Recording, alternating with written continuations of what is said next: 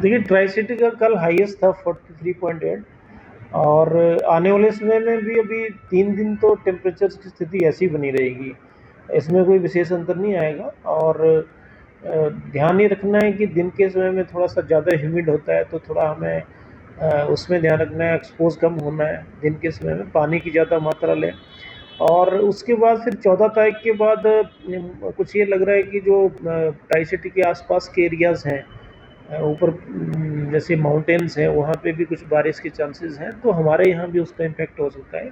14, 15 और 16 में कुछ यहाँ भी क्लाउड्स और विंडी वेदर हो सकता है, तो कुछ टेम्परेचर कम आ जाएंगे। लेकिन फिलहाल जो है 3 दिन जो है ये स्थिति लू की, जैसे लू चल रही है, ये बनी रहेगी। ऑरेंज अलर्ट रखा हुआ है, तो ऑरेंज अलर्ट का एहतियात बरतने की ज़रूरत होती है कि जो भी गर्मी से रिलेटेड जो इम्प्लीकेशंस हैं, जैसे आमतौर पर होता है कि कई दफ़ा जो है डिस्कम्फर्ट लेवल ज़्यादा हो जाते हैं, तो हेल्थ इश्यूज आ जाते हैं, पहली बात तो। या दूसरी ये है कि जो हमारे उसके बाद जो है हमें पानी की दिक्कत आती है, पीने के पानी की दिक्कत आती है, और दूसरे इलेक्ट्रिसिटी की डिमांड बढ़ जाती है, और कंज्यूमर रिलेटेड चीज़ें हैं, लेकिन सारी गर्मी से जुड़ी हुई हैं।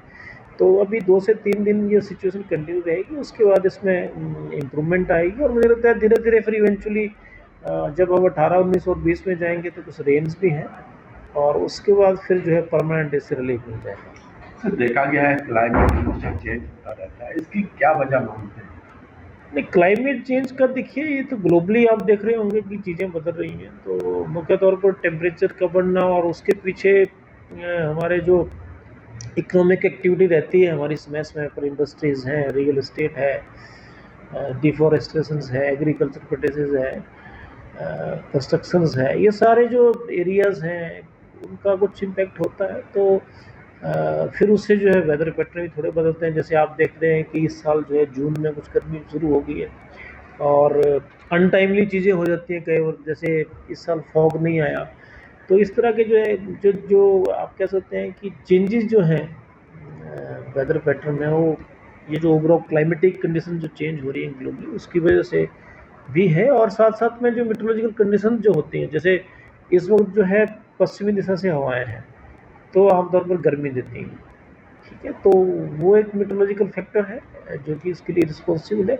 अगर हम बड़ी बात करते हैं, बैकग्राउंड की बात करते हैं, तो जैसे मैंने कहा कि ये टेम्परेचर का ग्लोबली बढ़ना, उसका असर फिर छोटे क्षेत्र पे भी आता है। और फिर इस तरह की जो सिचुएशंस होती हैं, इमीडिएट बहुत जल्दी टेम्परेचर बढ़ना, बहुत जल्दी कम होना, अनटाइमली रेन्स, ज़्यादा रेन्स, इस तरह की सिचुएशन क्रिटिकल